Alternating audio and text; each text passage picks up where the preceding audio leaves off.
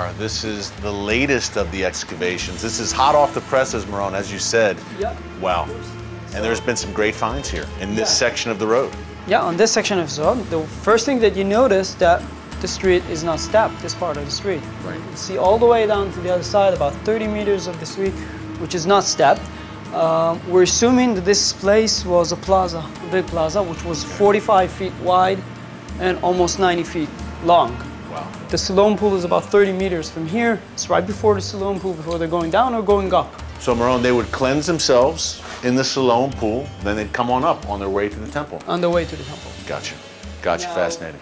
Another story beside of the pilgrimage is the story of the destruction, war that went on the street. After the Romans destroyed the temple, it took them about a whole month to conquer the street. So what? To conquer this street? To conquer the whole city. Yeah. To conquer the whole city, and we know by Josephus Flavius there was actually fighting going on in the street itself. Wow. Both right in the drainage channel, where you've been before, and both on this part of the street. And we actually found some of the evidence for this fighting. The first one is what you see here is the ballista balls. As you see, it's in different calibers. It's actually to calculate what the distance and what the strain you want to shoot. So these were basically Roman cannonballs for Roman their time. cannonballs, exactly. Shot with catapults or whatever. Yeah, it can reach up to a distance about 1,000 feet. And this is the personal weapon of the slingshots, the guy who's standing, like King David, slingshot and shooting it. And finally, this is very amazing, one of my favorites actually, are these arrowheads. We have arrowheads from both sides, both from the Romans and from the Jewish rebels. First one is the typical arrowhead of the Roman soldier. It's called the tried-wing arrowhead. This is the standard of the Roman soldiers of the Roman Legion. And on the other hand, I'm holding, it's called the Scytho-Iranian arrowhead. It's well preserved, by the way. Some of it, sometimes you find them when they're really still sharp. And this one, it's likely to assume was shot by the Jewish rebels. Wow, am I allowed to hold this?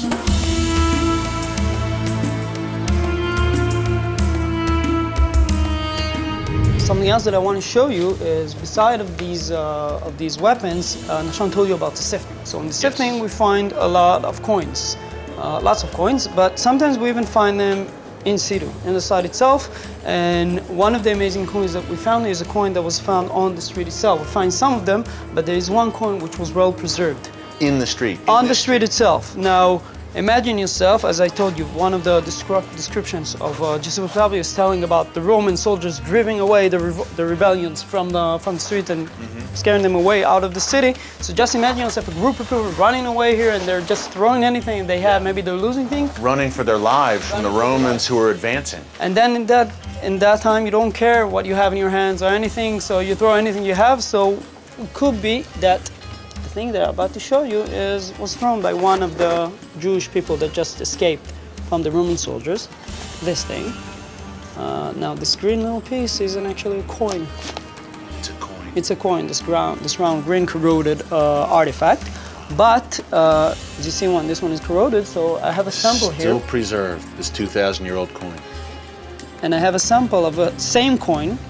Now this coin has a very great meaning because one of the things that you do in the moment you're starting a revolt, you stop paying taxes and you maintain your own coin, showing your independence. That's right. So this coin, we'll put it there with that, this coin has few remarks in it. First, the same coin, same exact coin.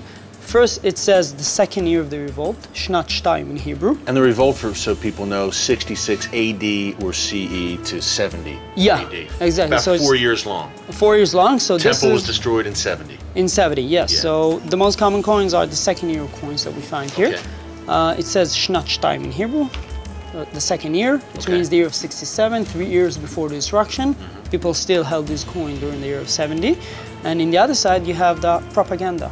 The goal of the revolt itself, which says Chirut Zion in Hebrew, which is the freedom of Zion. For the freedom of Zion. Yeah. That was the goal of the revolt, to free themselves of the yoke of the Romans, the oppression of the Romans. Yes, exactly. So they minted their own coins. They said, hey, we're not going to use Roman currency anymore. We're going to use our own coin. Yeah. Our own coins. Yeah, so this is the exact one. Our general plan eventually, because this coin is well preserved, if you don't mind. of course, our the purpose that we left it here is that we want to clean it right here on the side, put a magnifying glass so in the future people that will walk up the street. I was going to ask you, so you guys are going to leave it here? We're going to leave it here. We found other coins around it, but this one specifically, because it's well preserved, we're going to leave it right here with a magnifying glass, and people can just later, when tourists will come here, they'll be able to see the coin and hear the story of the revolt.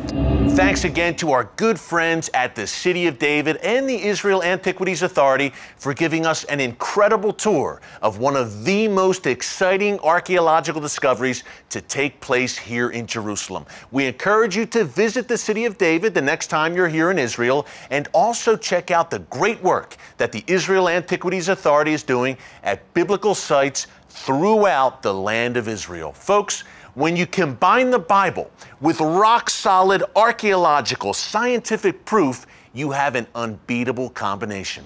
Well, coming up after the break, we're going to continue to talk some true history here on The Watchman. What was it like for a Jewish man to escape from Iran during the Iranian Revolution? Hear one man's harrowing story after the break.